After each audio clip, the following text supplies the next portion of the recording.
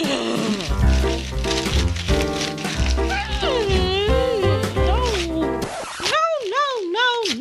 Wrapping gifts can take all the fun out of the holidays. So this season, spend more time shopping and less time wrapping. Let us at Grow Peace handle all of your gift wrapping needs. Grow Peace is reliable, dependable, and has an eye for details. Big or small, valuable or inexpensive, Grow Peace wraps it right for little cost. It's easy. Between the dates of November 1st and December 23rd, email Robin at shipmentrc@gmail.com and she'll let you know the closest, secure location you can drop off your gifts. That's shipmentrc@gmail.com. And don't forget to ask about our handmade holiday cards to add that special personal touch in every gift. With gift wrapping by Grow Peace, you can take back your time this holiday season and spend it with family, friends, or just do more shopping. Grow Peace, gift wrapping with love each holiday season.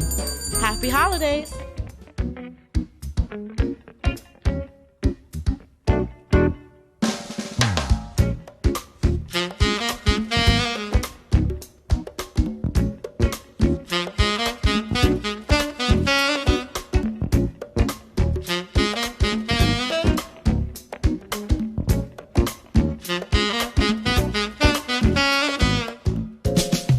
That time of year again, filled with family, gifts, and lots of holiday cheer. Well, this season, give the gift of love. Donate a gently used or new coat to a family in need. It's the Vox Wave second annual coat drive. That's right, there's still time to get off of Santa's naughty list after November 1st. Come on down to Vox Wave at 4711 Off Place, Suitland, Maryland. Drop off that old coat and help us at Vox Wave keep the less fortunate warm this winter. Donate at 4711 Off Place, Suitland, Maryland. It's the Vox Wave second annual coat drive.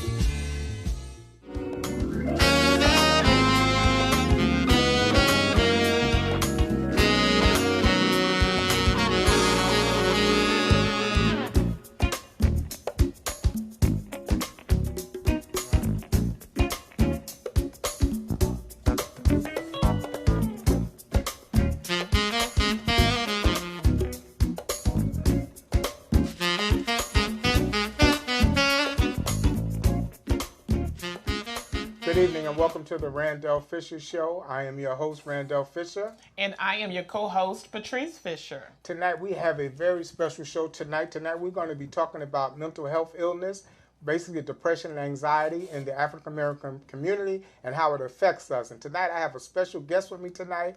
I have Miss Winnie Moore, who's going to be here talking about the effects of mental health. She is a licensed therapist and she has some other things, and I'm going to let her introduce herself. Good evening. My name is Winnie Moore, and I am a licensed clinical professional counselor in the state of Maryland, which is an LCPC. In Washington, D.C., I am an LPC, which is a licensed professional counselor.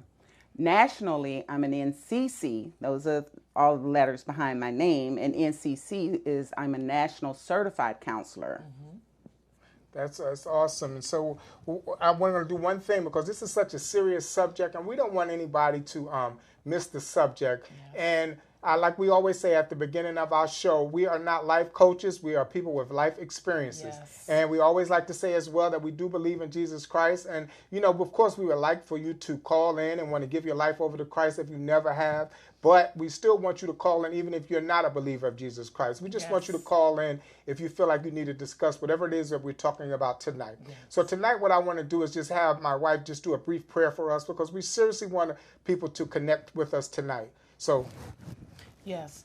Father, in the name of Jesus, God, we thank you for another opportunity to come and be able to send help, to send love, to send hope to someone that is in need. Father, we pray that those that are suffering from anxiety, depression, that they would be encouraged, they would be informed, they would be uplifted.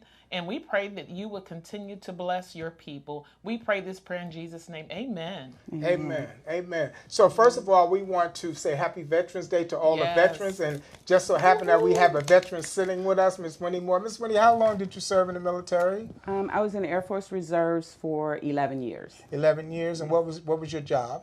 I was with the Office of Special Investigations, law enforcement. Law enforcement. So how did you feel when you returned to society, as you will?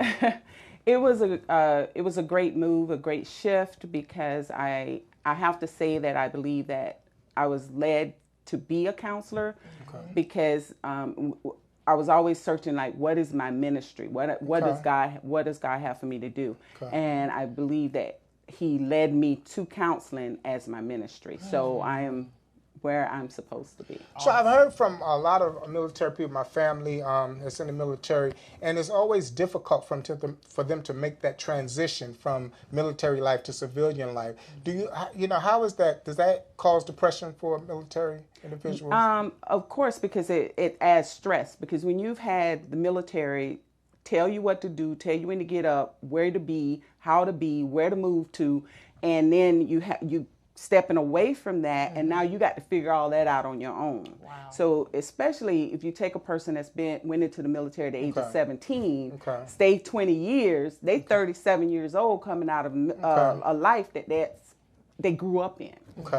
And so it's a difficult transition. The military has transition assistance programs to help them with that transition, but sometimes they need just a little bit more. And that's where I would encourage any military member that's transitioning, get your counselor on the side. They help you with that transition. Yeah, I thought that was important, because I know by being Veterans Day on tomorrow, we're going to make sure that we talk about that. It's because somebody may be listening as a veteran and maybe having a difficult time. So what I want to start out with is, what are some of the myths about depression in the African American community? Well, the things that we say in the African American community about mental illnesses, we don't even talk about it. What we'll say is, Uncle Bob got a Mickey slipped in his drink 20 years ago, and that's what happened. Okay, that's why Uncle Bob act like Uncle Bob acts. And so that's what we use. Or if they are drinking, oh, that's Uncle Bob, he's always drunk. Well, what happened first? So we don't roll back and say, okay, wait a minute, Uncle Bob wasn't always like this. And what is this Mickey being slipped in his drink? What is that about? Well, what it is about is Uncle Bob may have hit that age where the onset of schizophrenia came into play. Okay, but because we had no other way to explain it and know what schizophrenia is, a mental illness is, it was a Mickey slipped in the drink. So, we just have to get ourselves more educated and, tap into the resources that's available. So what is schizophrenia? So I know a lot of people want to know the differences between depression, anxiety, schizophrenia, bipolar. So if you can help us out a little bit. Okay, well, all of those diagnoses are encapsulated in the DSM-5 now. The DSM is the Diagnostic Statistics Manual for Mental Disorders. Okay, and that's our, for lack of a better term, that's our Bible.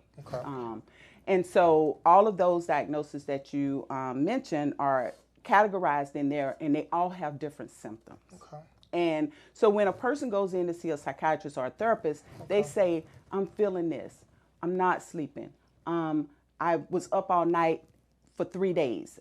So what we do is we listen to what they're saying, and then we help them to understand what's going on. Schizophrenia is it's a psychosis. When a person is schizophrenic, they're either going to be seeing things that other people don't see or hearing things that other people don't hear.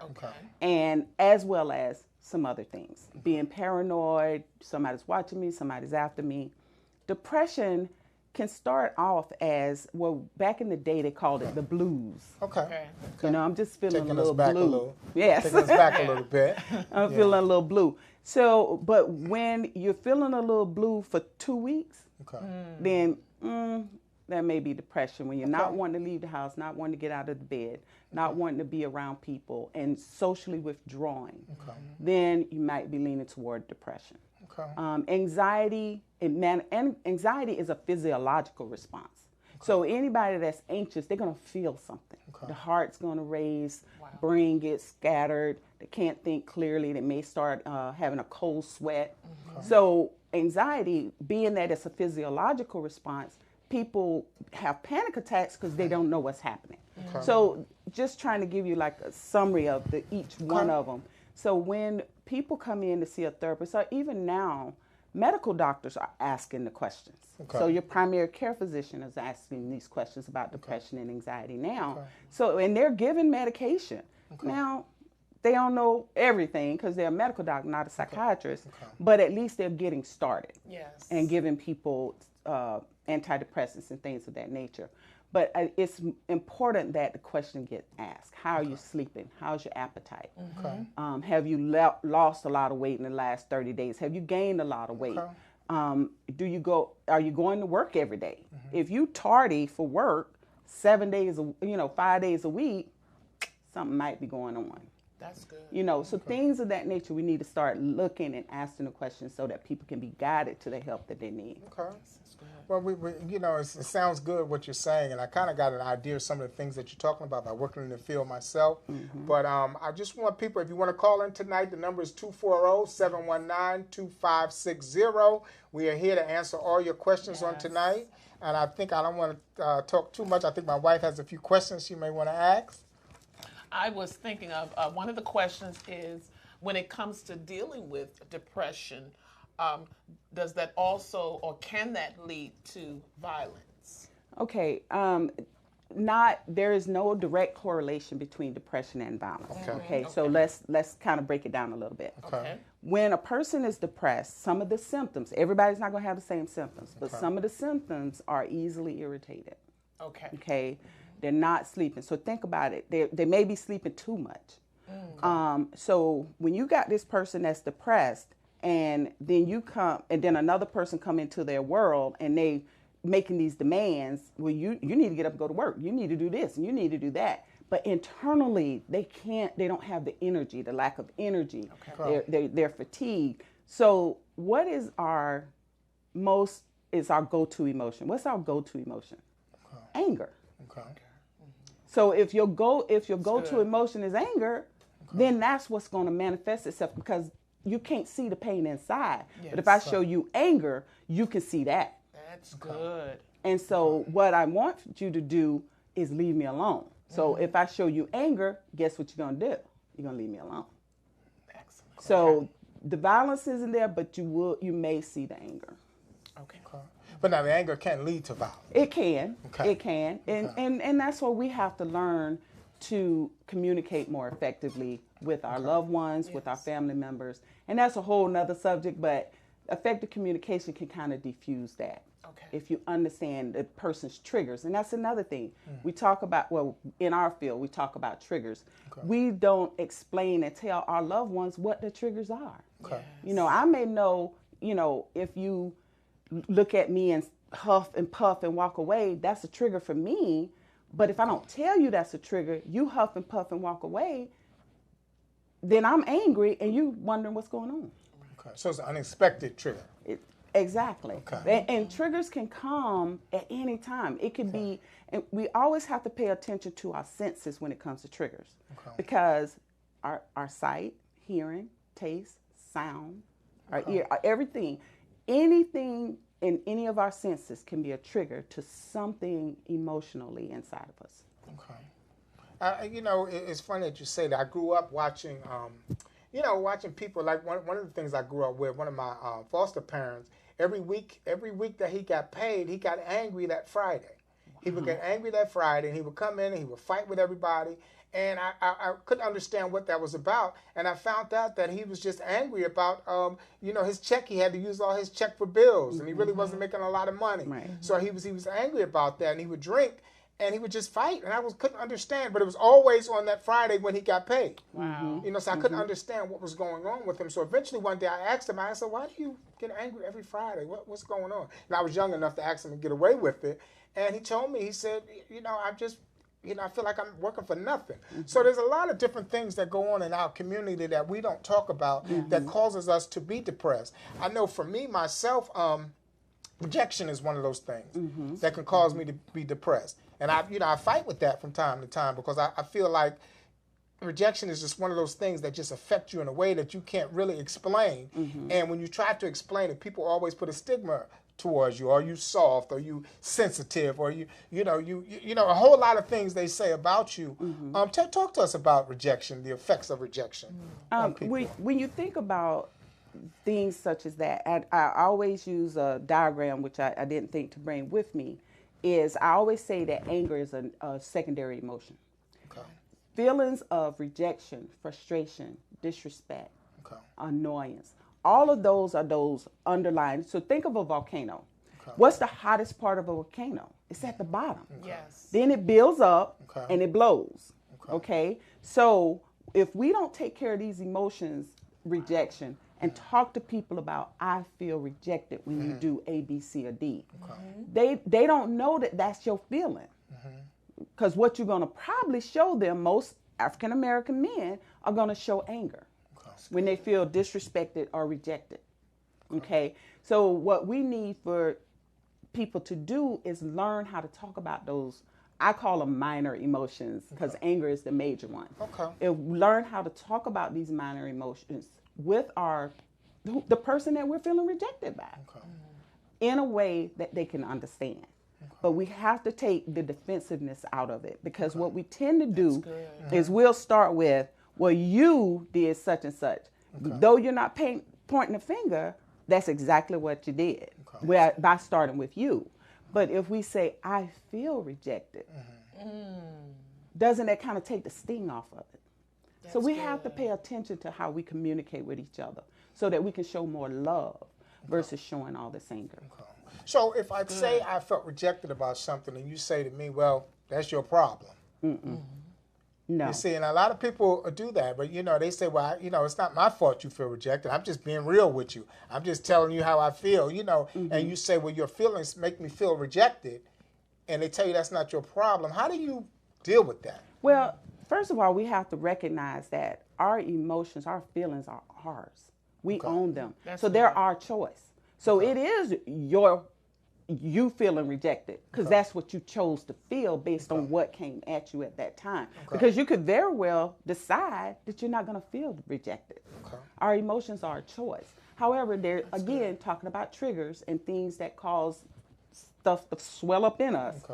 When you tell someone that you feel rejected, I would hope that they would listen and they would hear and want to know, what did I do or what did I say to cause you to feel that way. So when you deal with people who say, this is my personality, I just keep it real, this is how I talk, you gotta get used to how I talk. But in their talking, they're actually talking angry towards you, or they're being dismissive towards the things that you tell them, but they're saying that's their personality. Right. Because I hear that a lot. People say, well, this is who I am, this is how I talk, I'm not changing for you, so forth and so forth. How do you deal with that kind of thing when it comes at you? Well, for me, I would say you don't have to be that way. That might be the way you are, but as long as you're breathing, you have an opportunity to change. So how effective has being this way been for you? How effective have you gotten jobs being this way? Have you gotten in great relationships being this way? But this is again back to communication. We don't have to engage these conversations. That's what we do. That's what we get wrapped around the axle, because when someone comes at us that way, we come back. We don't have to. We can choose to let that person be. They have a right to be who they are, and let that be them. So basically what you're saying is control what you can control. Exactly. Because that's what I hear. This is what we practice at work now when we try to talk to certain patients. And, sometimes we want to help them so much, but they really don't want the help. They're kind of resistant at that moment. So, we've trained that, just control what you can control. Right. Give them what you have to offer and let them decide what it is they want to do in their recovery. I always wanted to know about anxiety. Because I think there's a confusion about anxiety and depression. I know you went over them. But explain anxiety, how anxiety can come up on a person. What can cause anxiety to come up on the individual? See, the thing about any mental illness, we have to look at it from a holistic perspective. Because a lot of individuals, and I'll have to say in the African American community, have experienced some form of trauma. Okay. So when you think about a child, and Randell, you mentioned being in foster care. Thinking about a child being ripped from their family and placed in a stranger's home. The trauma of that, depending upon the age, it really doesn't matter about the age. They're pulled away from their family. So when you got an adverse childhood experience lying deep in this 50, 60-year-old man or woman, and then life gets built on piled on top of that, then they can have symptoms of depression or anxiety. I always say depression and anxiety are kissing cousins. Okay. Because where one is, the other one ain't that far behind. Okay. And so the difference is, again, anxiety, there's a physiological response. Okay, so if a person is sleeping a lot, not eating, that have a lack of energy, they're going to feel low, but their heart is going to be racing. Okay. Wow. So, but for anxiety, you're going to have it's the autonomic nervous system. I don't want to get technical, but you're going to have a physiological response in your body. Okay. And so and then some, it could be to the extent where it's a panic attack. Okay. And that's what people say, I felt like I was going to die. Okay. Because it's extreme dread. Okay. And so that's the difference in the two. So, I know we have so much to go over tonight, and we're moving a little bit. But what we're going to do is we're going to take a break, and when we come back, we're going to continue our conversation. But before we take a break, remember the number is 240-719-2560. Yes. Please call in. We'd love to answer some of your questions on tonight. That was good. That was good.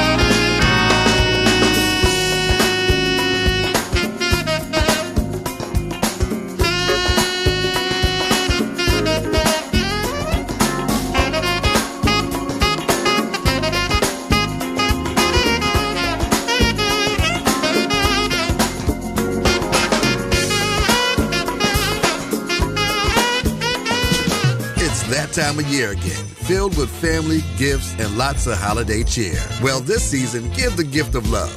Donate a gently used or new coat to a family in need. It's the Vox Wave second annual coat drive. That's right, there's still time to get off of Santa's naughty list after November 1st. Come on down to Vox Wave at 4711 Off Place, Suitland, Maryland. Drop off that old coat and help us at Vox Wave keep the less fortunate warm this winter. Donate at 4711 Off Place, Suitland, Maryland. It's the Vox Wave second annual coat drive.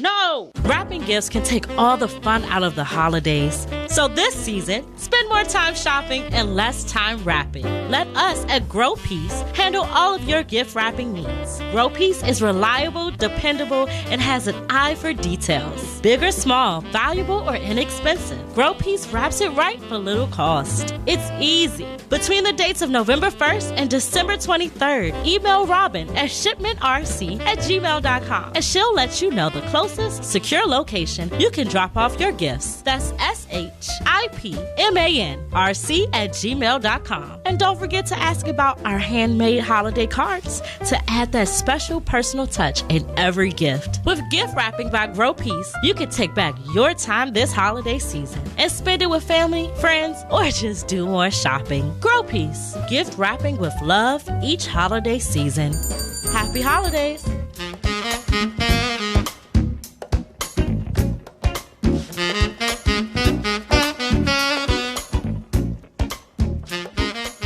Welcome back to the Randell Show, and we are here again with Winnie Moore discussing depression. And I do have a question, Winnie, about anxiety. Can you talk a little bit about bad eating habits that stem from depression? Yes. Overeating? Okay. One of the symptoms that we look at for depression is if the person's eating habits have changed, like within the last 2 weeks, if they're eating less, because usually when we feel depressed or anxious, we're going to swing from one pendulum to the other. Either it's going to be an undereat, not eating at all, lose the appetite, or an overeat, because then they're eating to their emotions. And so we have those pendulums that swing when a person is experiencing those disorders. Okay. But I want to say one thing too, to make sure that we are clear, that mental illness does not discriminate. It's not race. It doesn't care what race you are, what ethnicity you are.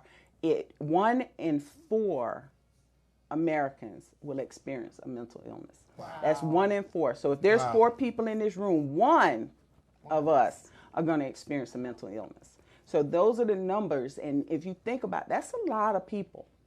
And that's why we need to be more educated and get the help that we need. That is fantastic. I was going to, again, those that are watching, you are tuned in. We have this opportunity. This platform is for you to call, to have questions that you've been thinking about, you haven't had the opportunity to ask. Now is the time. Caller, call in. Don't be afraid. Don't be ashamed. Do not be embarrassed. Now is the time to be able to call in. And this is the number where you can call, have questions or comments. The number is 240-719-2560. Call in. We are here. We are here for you. The information is here. The directions are here. The help is here.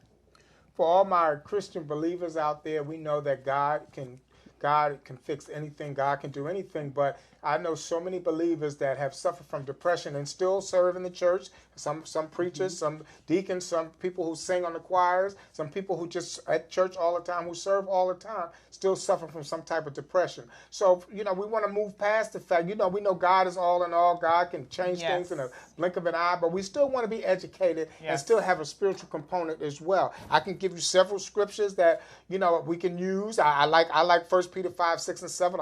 Humble yourselves, therefore, under the mighty hand of God, so that at the proper time he may exalt you, casting all your anxieties on him, because he cares for you. Yes. And that's when I go by. But you still have to know what your anxieties are.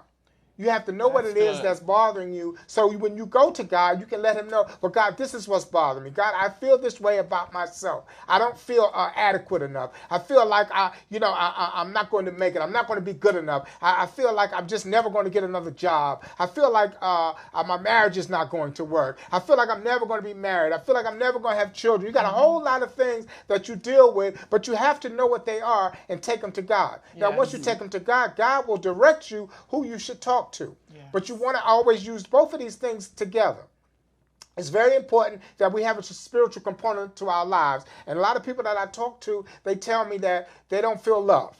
Yes. That's the first thing they say. I don't feel loved. Good. Nobody cares about me. Mm-hmm. So for us to just blanket tell them, well, just talk to God, cast your cares on God, that's good and it works. but people still have to do the work for it to work. Yes. So we don't want you to think that we just giving you a sad, gloom and doom picture of anxiety and depression, because God is a healer, God is a deliverer, and he will set you free. But there's some work that you have to do. Our pastor reminded us today in her sermon, there's work that we have to do. Yes. We have to do the work. So we can't expect God to do his part and we not do our part. So if you're struggling with something, this is the time to talk about it. Let people know how you feel. Yes. Let people know how you feel about what's going on in your life. And I think this is the time to do it. Please call 240-719-2560 so we can talk about it on tonight. So, Ms. Moore, let me ask you something. Women, right? I'm speaking for the men tonight. How do we deal from a man's perspective with a woman who may be suffering from depression? It's good. Okay. Well, first of all, let me talk about the difference in men and women. All right. Okay. Men are black and white. Okay. And if more women would hear me when I say that, I would things would get better in terms of communication. Okay. Men's brains are black and white. So when you have a black and white brain, your whole thought process is, okay, give me something I can fix. Give me something I can fix. So if your wife is feeling depressed, she don't want to get out of the bed, and she can't tell you how she's feeling, you don't know what you can fix. So who's going to be anxious then? Okay. The husband. Wow. Okay. So you're going to have an anxious husband and a depressed wife. Wow. Because the wife can't tell the man what she's feeling so he can fix it. So I like that answer, but I've heard some conversations where women have said, I don't want you to fix it. I just want to talk. I just want to be heard. Yes. So how do we, what do we do? That kind of backs us up a little bit. And you do just what they ask. Okay. They just want you to listen. Okay. And that's listen without formulating in your mind how you're going to fix it. Because again, you're a fixer. Right. So she's talking, and in your head, you're like, okay, give me something to fix. Give me something to fix. And she's not giving you nothing to fix, but you're too busy trying to figure it out that you don't hear what she's saying. So is this why men think, and married men, of course, we're talking about tonight, is this why men think when their wives are going through something, the best thing to do is have sex with them, and that makes it all go away? Right, because it does for them. For the man. It does for the man. Okay. Okay, because a man will have sex and, all's right with the world. But the woman is sitting there saying, well, I'm still hurting. Okay. I'm still torn inside. Okay. That did nothing for me. That was for you. So it's important that we communicate what each other's needs are and let this be a win-win situation. Because right now, a lot of marriages are falling and torn apart because it's a win-lose situation. Okay. So it's when you say win-lose, what do you mean exactly? Because somebody's needs are getting met and the other one's isn't. Okay. So when one is and one isn't, then that's a win-lose situation. So effective communication, when that comes into play, then both people's needs can get met because they are learning how to talk to each other. They're learning how to dialogue and negotiate. I don't believe in compromise because to me, compromise, somebody's going to win and somebody's going to lose. How many of you all have had a conversation as a couple or boyfriend or girlfriend and you say, okay, whatever. That's compromise. So is that what is compromise bad though? Is it a bad thing? In certain situations, but when it comes to a relationship, you need to negotiate to a resolution. So what if my resolution to me is just compromise? I'm just not going to talk about it. You want to go to Ruby Tuesdays? My wife loves Ruby Tuesdays. I'm not a Ruby Tuesday fan. I like other places. But when she decides she want to go to Ruby Tuesday, it's just I'm going to go. I'm going to sit down and I'm going to eat it, but I'm just going because she likes Ruby Tuesday. I really don't care for Ruby Tuesday, but I'll go with her. So now that's a good compromise. You say it is. But it feels like it is. Okay, no, it sounds like it is. Okay. But internally, you're going to be sitting there. We had Ruby Tuesday again. I don't even like Ruby Tuesday. Ain't nothing on this menu I want to see. But that's what you're going to be talking to yourself about. Okay. But you outwardly, you're going to put on that mask. So you pretend it. That's so good. Okay. So, and that's the reason I say I don't like compromise. Okay. When you negotiate, then you help her understand why Ruby Tuesdays is not a good choice, because it's not a place where both of you all can enjoy.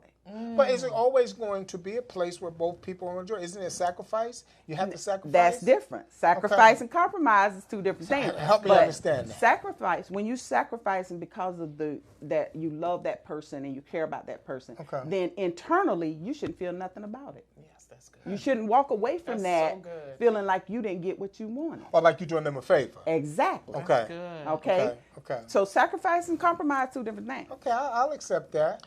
I'll accept that. Anybody have a debate about that? Please give us a call at 240-719-2560. I really like this conversation because it talks about, too, Winnie, how you perceive things. Mm-hmm. And I think it's important that when you communicate effectively, you have to know that that other person that you're talking with understands exactly what you are saying. Exactly.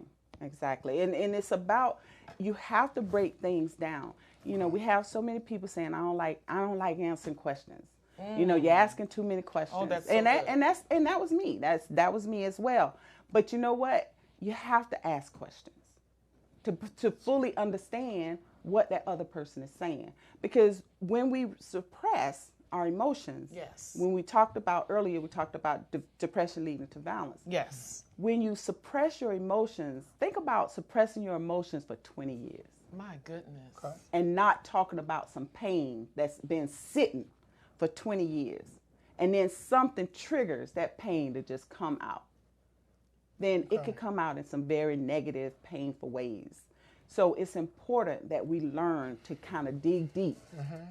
And in the confines of a therapy session, because of the confidentiality and the HIPAA laws and all of those things, that's a place that you can talk and let it all out. And it stays in that room when you walk out. Okay. In your practice, because you do have a practice, can you tell us about your practice? Yes, I'm a part of a group practice. It's Alpha and Omega Health and Wellness Center. Okay. And Beginning and the end. at the beginning and the end, exactly. All That was the right. whole point behind it, is Okay. because we want to look at people from head to toe. Okay. We want to talk to them about nutrition. We want to talk to them about their health. We want to talk to them about their mental. Because think about it this way: if you cut your head off from your body, can it live without it? No, ma'am. But yet we don't take care of this. Okay. We'll take care of this. We'll take the metformins and the lisinoprils, but we won't take a Prozac or a Zoloft to take care of our brain. Wow. Okay. So, at Alpha and Omega, again, the beginning and the end, looking at everyone from a holistic perspective, that we make sure we take care of every aspect of their lives and give them the tools that they need to survive. Okay. So where's your practice located? Can you give us some Alpha and information? Omega is situated, we have an office in Camp Springs, Waldorf, and Upper Marlboro. Our main office is in Waldorf, Maryland, off of Crane Highway, 2670 Crane Highway, Suite 408. Our telephone number, if anybody out there needs it and would like to call us, is 240-232-5554. You know, it's funny. I had an opportunity to work with Winnie in a PHP program at a place that we were working. And we kind of hit it off in the fact that we always just wanted to help people. And we always kind of went back and forth on what was the best way to help somebody. And we found out that the best way to help somebody is how you talk to them. Mm-hmm. Mm-hmm. We found that everybody that came into the program is how we talk to them. And we found out later, then when they let us know, they said, well, I appreciate the way you talked to me. You didn't make me feel like I was sick. You didn't make me feel like I was depressed. You didn't make me feel like I was strange or different. And I find out in our community, I'm sure other communities experience it as well, but I'm part of this community. I find out that when people talk to you and they know that you have some type of mental illness, they kind of talk down to you. Mm-hmm. They kind of talk to you in a way that you know that they're talking to you in that way because of that. How do we combat that? And that's the stigma of mental illness. That's what we're fighting against. There's a big movement with the National Alliance of Mental Illness, Taraji Henson. Yes. Okay. She has a movement going to break down the stigma, especially in the African American community, about mental illness. And because what we're told is, if you cry, you're weak. That's what most men are told. If you cry, you're weak. You can't never let them see you sweat. You got to hide this, and you can't say this. And so with all of that pressure society puts on us, it's like, well, I don't want to be seen as the C word. I don't like the C word, but I will say it here, crazy. Okay. That's what we say. Oh, they just crazy. Right. You know, no, they're not. They're having some problems. They have some issues. Let's help them understand what's going on. Okay. Go ahead. You know, I was thinking too in this conversation that sometimes people feel embarrassed or they're ashamed to talk about the experiences that they have, the things that come to their mind. I think because, like you all said, sometimes it's the environment and how we have grown up, what we were told, what our parents told us. Don't cry, just take it. You know, the men dealt with that a lot. Just take it, deal with it. But you're not dealing with it. No. But just taking it and holding it in. It becomes layers. And that's where the oppression and the suppression comes into play. You feel oppressed, you're going to suppress your emotions about that. Because to be politically correct, and we can't be the angry black woman or the angry black man.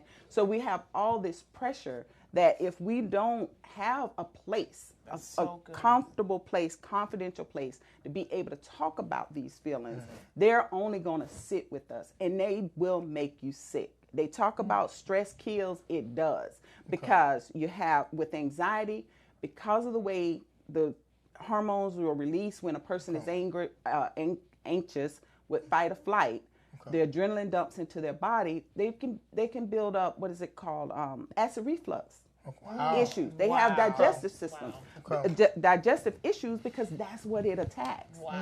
So then you got acid reflux taking, what is it, Prilosec and all of that, and you're like, I don't know where this is coming from, and that is something that doesn't get turned around. Once you ruin that esophagus and that stomach, it's ruined. When you could have learned the strategies, coping strategies to help you with your anxiety, and less of that would be happening. You know, when I'm sitting here listening to you, and I'm thinking about when we were young and we would get a whipping, and they would tell you not to cry. So basically they said, I'm going to hurt you, but I don't want you to cry. And we had to live with that and try to see how tough we were and not cry. So we grew up thinking, I better not cry. So if somebody hurt you, you wouldn't even cry about it. You wouldn't even talk about it because you've already been trained in your mind not to cry. And then you would hear them say, this is going to hurt me more than it's going to hurt you. How is that possible? And it is not. But there again, when I spoke earlier about adverse childhood experiences, that's the trauma that children go through that we didn't call it trauma then because I was telling my daughter a couple of weeks ago, I said, I got the name of my next book, The Greatest Lie Ever Told. Sticks and stones will break my bones and words will never hurt me. Because what do you remember? You remember them words. Even though you got that whooping, what you mainly remember is the words. Saying, don't you cry. Yes. That's what sits with you. And so when we don't help adults now that we're children and that have experienced that, as well as the children that are experiencing it today, because those things haven't gone away. That's a good point. Let's talk about the children. Have you experienced children in your practice? Do you? Yes, I do. I see the youngest child that I see in my I have is on my caseload is 6. Wow. We'll see them as young as 3. Okay. Wow. Are they actually being seen at 3? Yes. Wow. Yes. My philosophy is that I'm not going to see a child that a parent isn't active in that treatment as well, because that child is only coming to see me once a week. They living with that parent 24/7. So if the parent isn't involved in therapy with that child, then I'm not seeing the child. But yes, we see children, and children are experiencing a lot. They're seeing a lot of violence. They're seeing a lot of, and these TVs, you can be traumatized vicariously by watching this stuff on TV. So, you know, we have to learn that though it may seem all right, it may not be for a child. You know, we're hearing some things. If you heard Ms. Moore say that children as early as 3 years old are being affected by mental illness. And you may be watching tonight and you may say, Yes. oh, I've heard all this before. I don't really have nothing to say about it. But the truth of the matter is, what if somebody in your family is suffering from mental illness? What if your child is suffering from mental illness and it really needs some help? So, this is really important tonight. So we would like for you to call in at 240-719-2560 so we can have an open conversation about Yes. mental illness on tonight. And you don't have to say your name if you want to keep it private. You don't have to say your name, but we will still like to help you. Yes. So we're going to take a break right now. We just ask that you call in 240-719-2560. Thank you. You are doing. We got a few more minutes. We're going to do. You're doing excellent.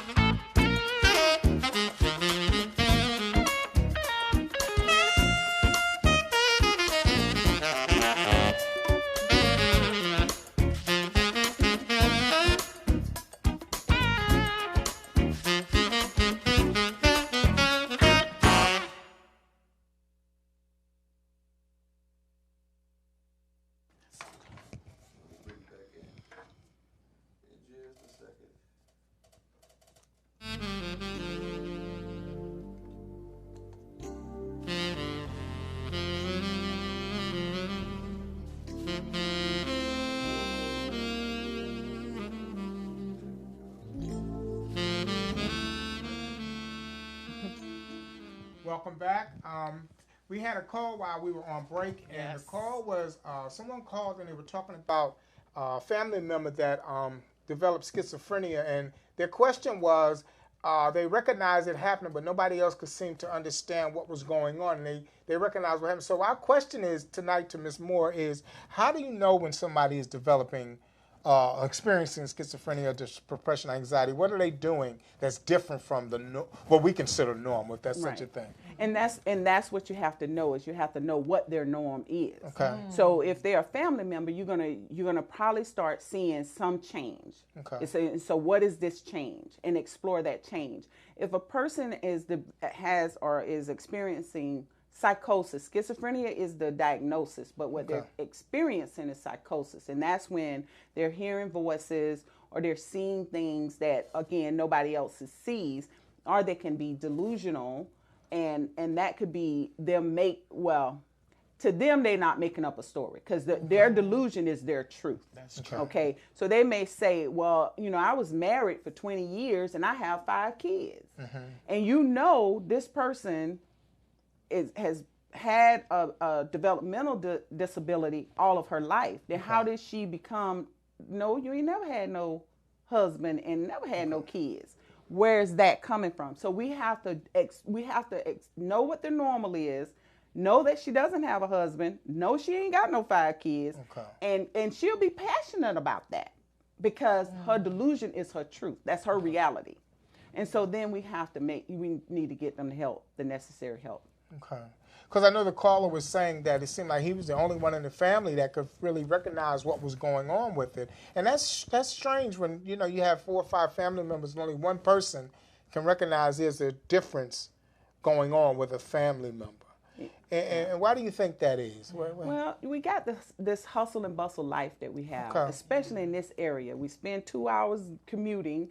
We spend 8 hours at work. And we're not home but a couple of hours before we're going upstairs or going to cook, eat, and go to bed. That's true. So if there's no one paying attention, then children can, though they may eventually get these diagnoses as adults, but they'll fall through the cracks because nobody's really paying attention, because the adults are too focused on working.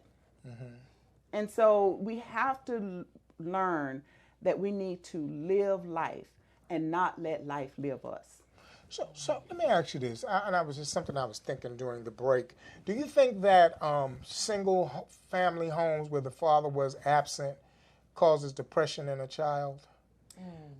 It can. There's so many components that can come together in a child's life to cause any type of mental illness. I know there's a lot of talk about single family homes, and primarily ran by women. And so if you think about it, you got a 1-parent household and that parent has to work, and then you got 3 or 4 kids, there's going to be some things that are not going to be succinct enough to see and take care of their child in a good way. The father, because you have 2-parent households where the father is there, but he's still absent. So then what? So it's really about paying attention to the child, paying attention to what's going on, their grades, their behavior, their demeanor. When you see a shift, when that parent, whether they're single or it's a 2-parent household, when you see a shift in your child, when they already getting straight A's and they go to C's and D's, it's not about them grades. It's about what else is going on with this child. And, we need to start paying closer attention. So how does drugs play into part of depression and anxiety and all the things that we're talking about? How does drugs come into play? The use of drugs? The use of drugs, Okay. Well, the thing about it is of course, we got the opioid epidemic. But we know that drug use and abuse has been around for a long time. Okay. And so what we have to start looking at is what came first, the chicken or the egg. So right now this person is addicted, but what happened in their life? Yes. What may have occurred to cause what trauma? Because now we're getting more educated on trauma-focused therapies and things of that nature, because what we're learning is that a trauma could have happened when that child was 3 and 4 years old. Now that child is 57. and not understanding what's going on in their lives. But now is that's not to say that everybody that was involved in drug use went through a trauma, right? Right. I mean, we no, I'm not saying that. That's not a blanket statement. Yeah. But what I'm saying is, what happens though, what can happen is the person can be on drugs today and may have been on drugs for a very long time. Okay. But even if nothing happened to get them on drugs, during the time they've been on drugs, something has probably happened. Okay, yes. I can accept that. So you see what I'm saying? Okay. So something may have occurred. So what we have to do is peel back the layers of the onion to help that person from that core, as opposed to just focusing on the addiction. Mm-hmm. The addiction is important, and we got to help them stay sober and put things in place. But we also need to look at the mental health piece. Okay. Because most people that are addicted to any substance, they're probably duly diagnosed, or as we call it now, co-occurring, where they have a mental health disorder as well as a substance disorder. Okay. So it goes hand in hand. And what do you do by the time they become an adult and you see signs and you talk to them about what you're concerned about and they don't want help? And that is that's the challenge, because again, the stigma. I don't want to be. I've gone 60 years and I ain't never had a mental health disorder. I'm just having work stress. Okay. Well, you having work stress and you come to see me. I'm a therapist. So insurance is going to force me to give you a diagnosis so that I can get paid. So it's not that we're out there wanting to hand off and throw out labels, but the way the system is set up, we have to give a diagnosis to get paid by insurance. So now, is that saying that you're misdiagnosing people? No, it's not saying we're misdiagnosing, but people don't want labels. Okay. So because think about it, once you get a diagnosis, it's on an insurance claim, it's going to the insurance company. Exactly. Your insurance is through your job, so that fear that somebody's going to find out that I have a mental health disorder, I don't want that. So rather than use their insurance, they'll pay out of pocket. Okay. Because they don't want no record. I got you. You know, and it all goes back to the stigma. My thing is this. I don't care if you pay cash or get the help that you need. Exactly. That's what the key is getting the help that you need. You know, it's ironic that you say that. I know on my job I went from one position to another position. As you know, I worked in the registration at the hospital, and then I went to the behavioral health unit. And now that I'm working in a position as a peer recovery coach, I'm an OSAP peer recovery coach, so I deal with people who come in with an opioid and suicide.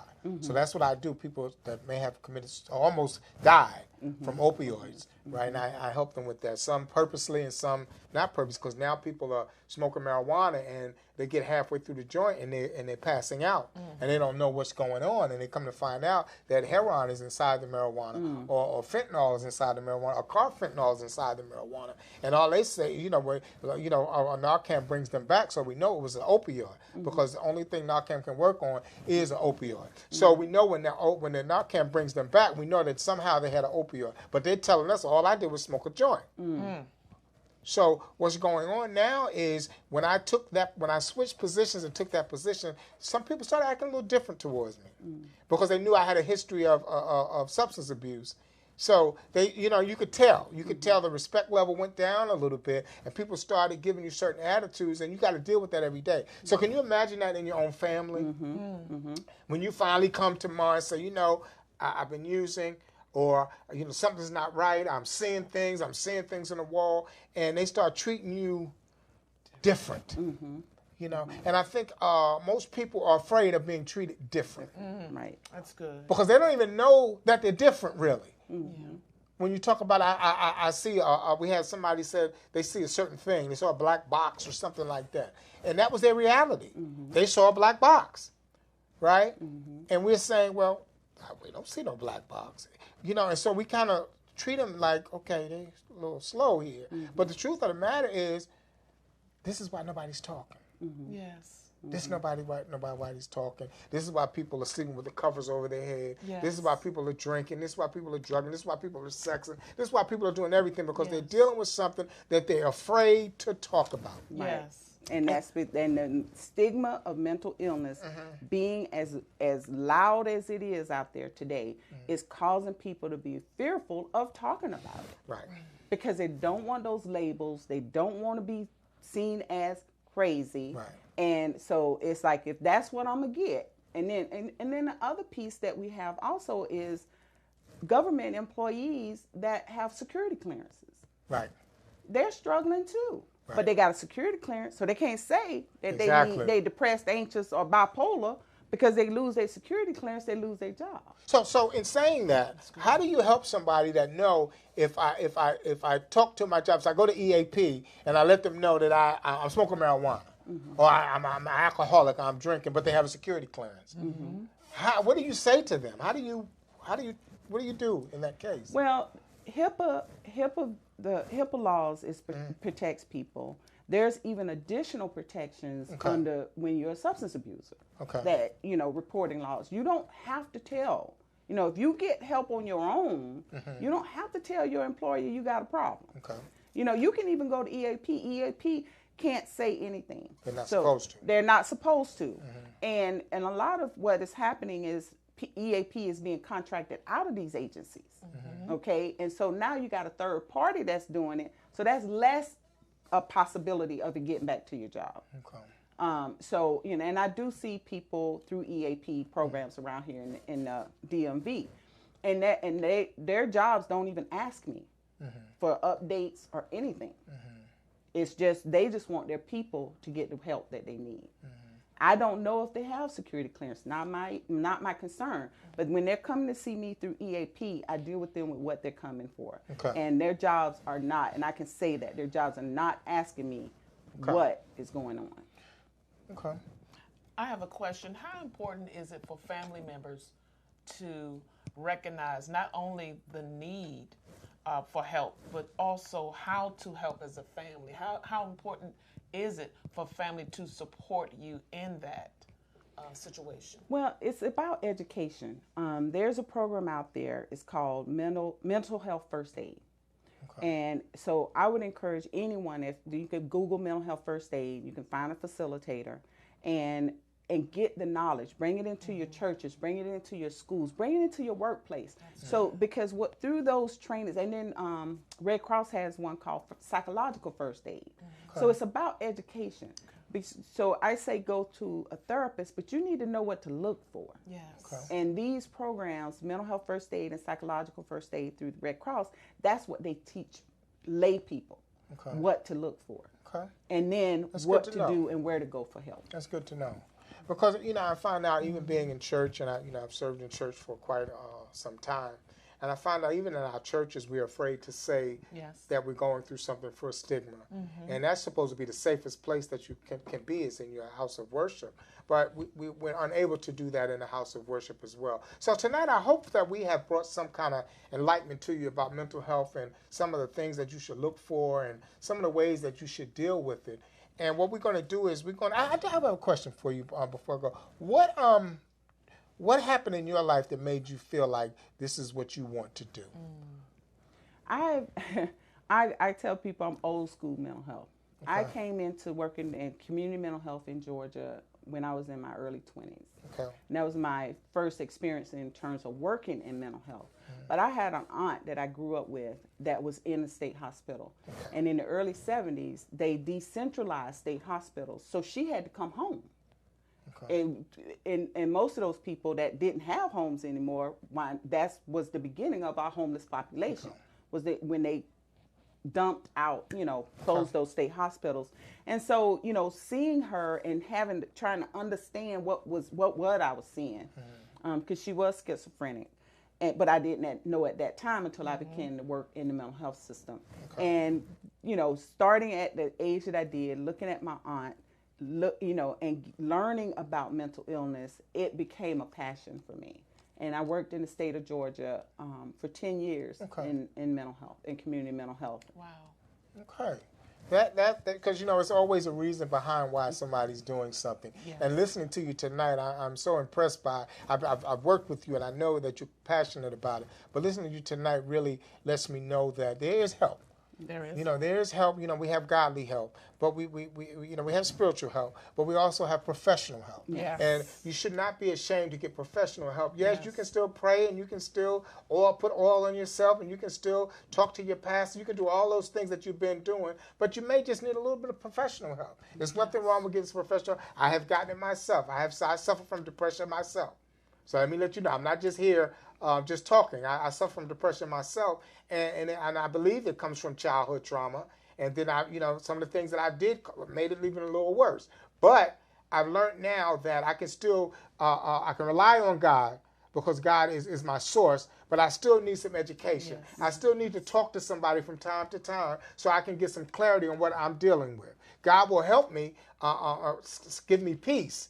So I have the peace that I'm able to go and talk to somebody like Miss Moore, and this is what we want you to do. We want you to, we want you to be a godly person, a God-fearing person, but we still want you to get the help that you need to help you get to the next level. So you can help somebody that comes up to you and says, "Well, this is what I'm dealing with. How do I go home and tell somebody this is what I'm dealing with? Or I feel inadequate, or I feel, I just don't feel good. I want to go in the house. When I go home, you at church, you're having a good time, you're giving God praise, but you going home and you're drawing your curtains." I was one of those. I would go home, and my wife would tell you, I would go home and I'd be like, "Please, baby, close the curtains." I just didn't want no light to come inside. There was times I would look in the mirror and I wouldn't like what I saw. And so I knew it was depression, and I had to fight through that. I still fight through it on a daily basis, but God still keeps me. So that's why I'm here tonight. I'm so passionate about it tonight because a lot of people just don't know where to go. Yes. And I'm telling you, God works. Education works. Medication works. Yes. All of those things work together. But you got to start somewhere. You got to start somewhere. And you can't worry about what people are going to say about you, how they're going to feel about you. Because as my pastor says it in a funny way, they're going to talk about you regardless of what you're doing. Whether you're doing good, whether you're doing bad, whether you're trying to do whatever, people are still going to have an opinion about you. But at least if you know people have an opinion because you're trying to do something to help yourself. Yes. So, and I say this to you tonight, I'm sitting here and I'm thankful. I've had substance abuse, and I've had 14 years clean and sober, and I'm grateful to God about that. But I had to get some therapy. I had to take some medicine. I was on seasonal medicine at one time for depression. So I had to take some medicine. The reason they put me on seasonal medication is because in the wintertime you're not as active as in the summertime. So they would give it to me in the wintertime, then they would wean me off in the summertime because you were more active. You are more vitamin D. You're out in the sun. So, but for the wintertime, you kind of in the house all the time. And, so therefore the depression can kick in there. But I don't take any medicine today. All right. To God be the glory. I don't take any medicine today, but I don't talk against medicine. Yes. Yes. I believe that it works. I believe all three things work together for the good of those who love the Lord. We're going to go into break, and we're going to come back and have Ms. Moore speaking to our audience and just give some advice to some people, and then we'll see you when we come back. So what I want you to do...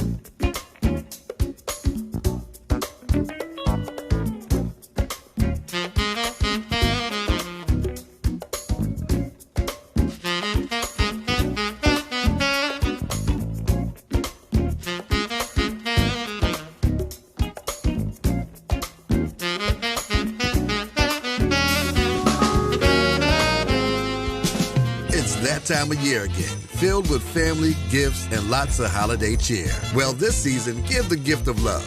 Donate a gently used or new coat to a family in need. It's the Vox Wave second annual coat drive. That's right. There's still time to get off of Santa's naughty list after November 1st. Come on down to Vox Wave at 4711 Off Place, Suitland, Maryland. Drop off that old coat and help us at Vox Wave keep the less fortunate warm this winter. Donate at 4711 Off Place, Suitland, Maryland. It's the Vox Wave second annual coat drive.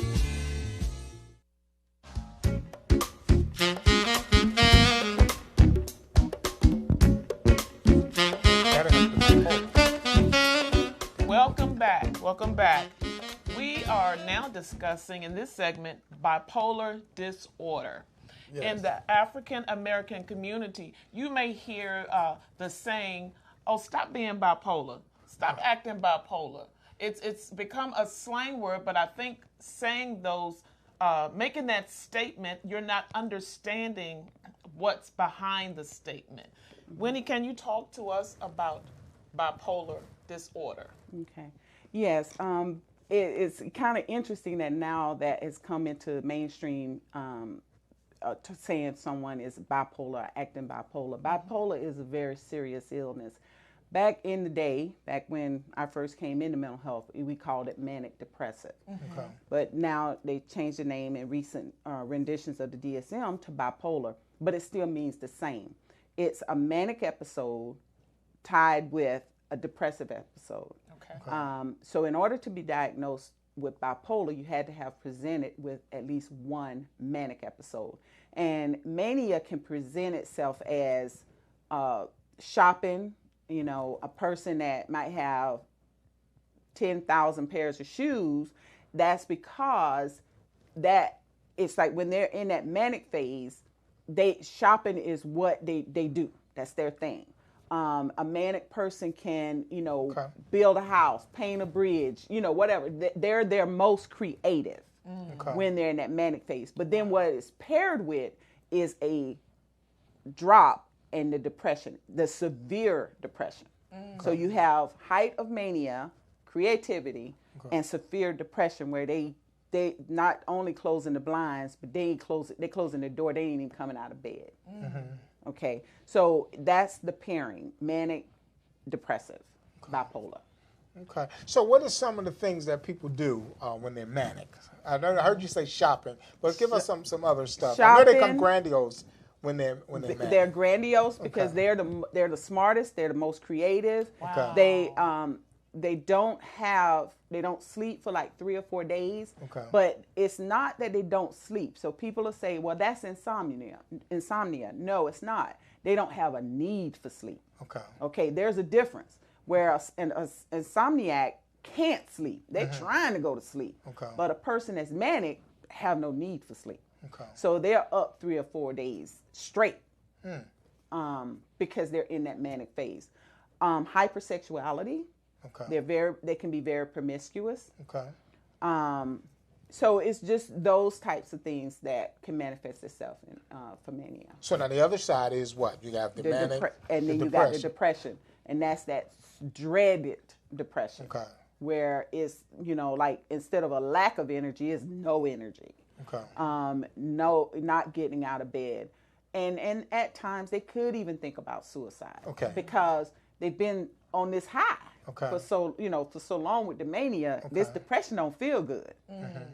And so that's what the medications do, is try to help and balance those mood swings. Well, it's funny you say that. I know being someone on substance abuse and using cocaine, and there was days I would be up, 3-4 days sometimes. And then when I finally crashed and came down, the suicide thought came in, and you feel like you just don't want to live without that feeling. So I kind of understand what you're talking about.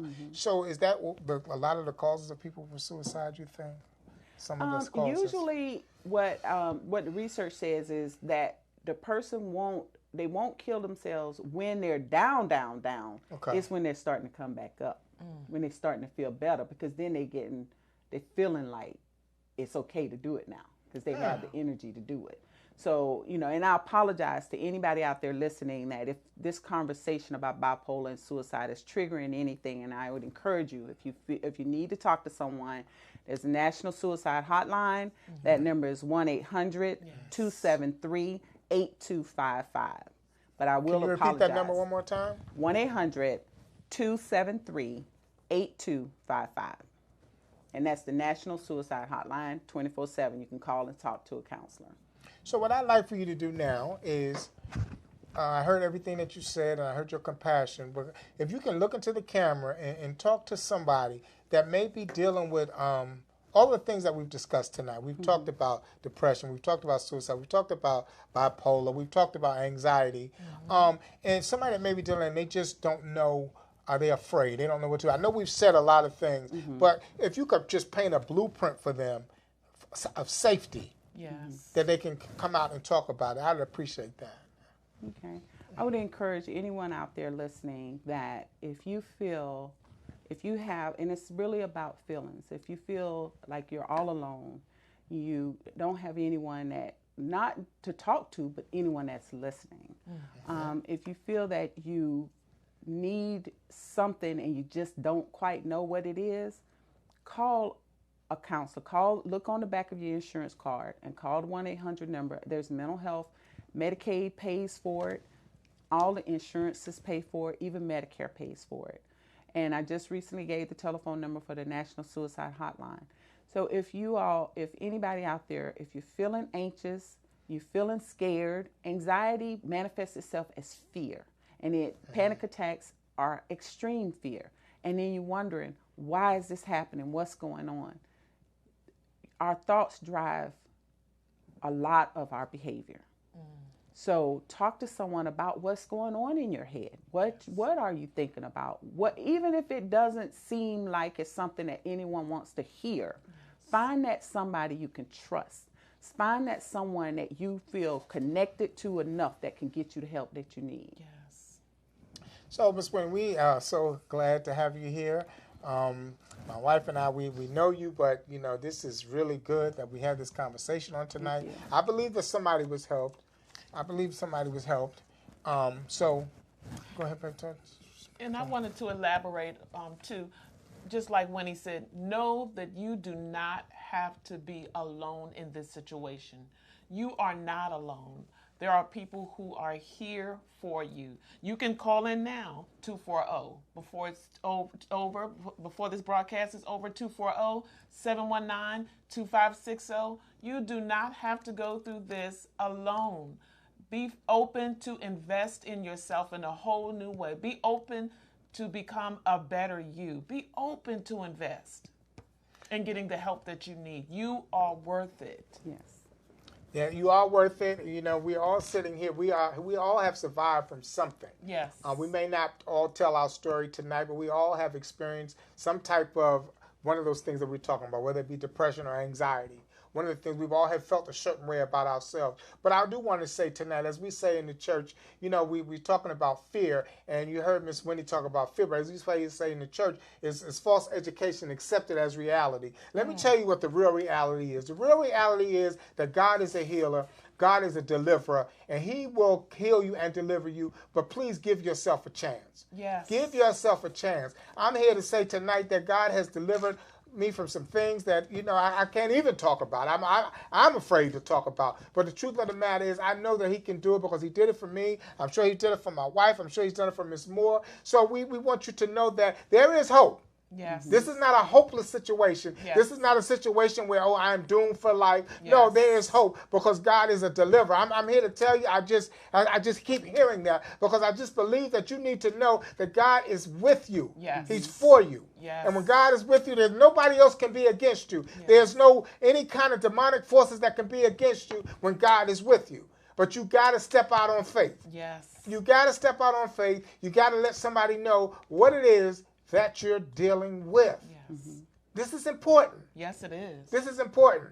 So we're so glad tonight that we're able to talk about it. And once again, if you want to call in, we have a few more minutes. 240-719-2560. And if you want to call in, we can talk off the air if you didn't want to talk on the air.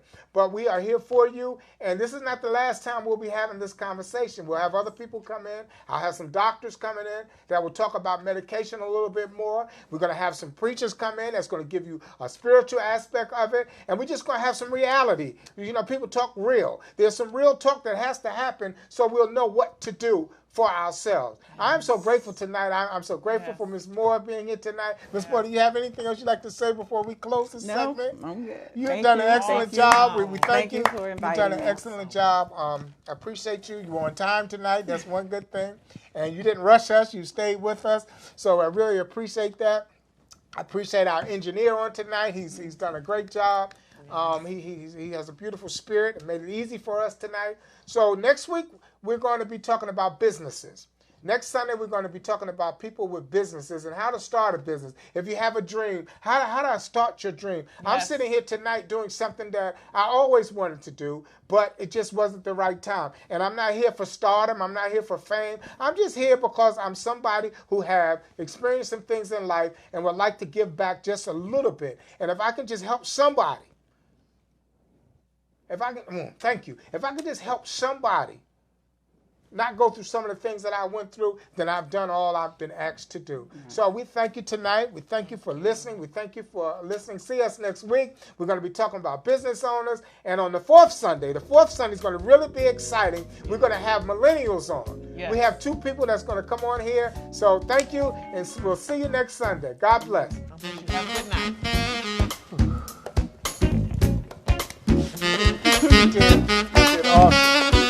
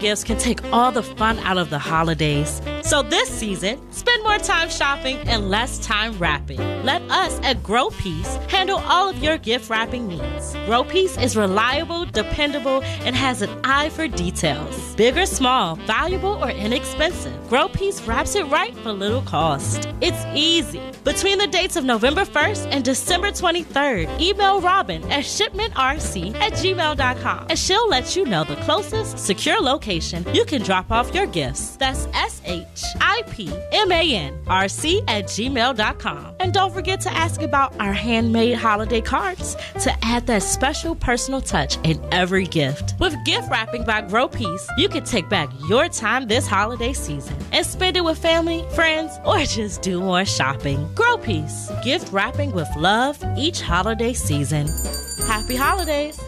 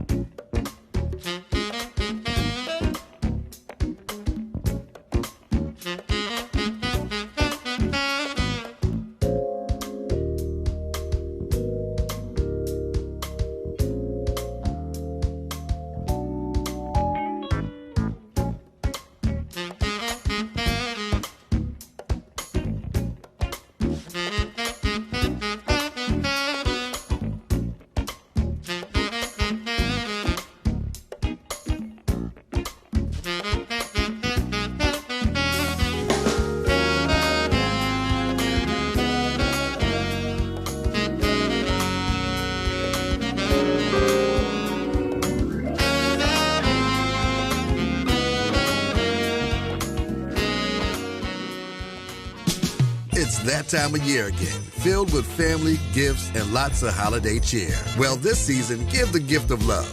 Donate a gently used or new coat to a family in need. It's the Vox Wave second annual coat drive. That's right, there's still time to get off of Santa's naughty list after November 1st. Come on down to Vox Wave at 4711 Off Place, Suitland, Maryland. Drop off that old coat and help us at Vox Wave keep the less fortunate warm this winter. Donate at 4711 Off Place, Suitland, Maryland. It's the Vox Wave second annual coat drive.